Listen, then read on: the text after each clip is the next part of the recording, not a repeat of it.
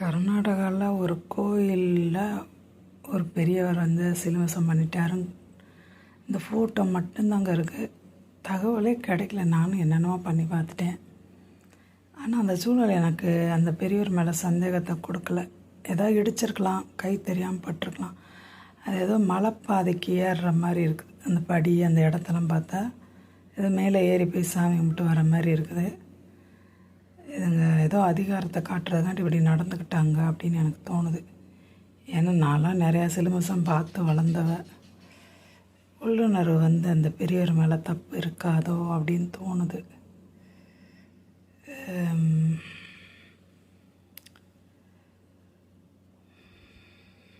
Detail எனக்காக கிடச்சிருச்சுன்னா என்னன்னு பார்த்துருவோம். ஆனால் நாட்டில் என்னென்னவோ நடந்துக்கிட்டு இருக்க. சாலினி பாருங்கள் எதை பற்றி பேசிகிட்ருக்குன்னு.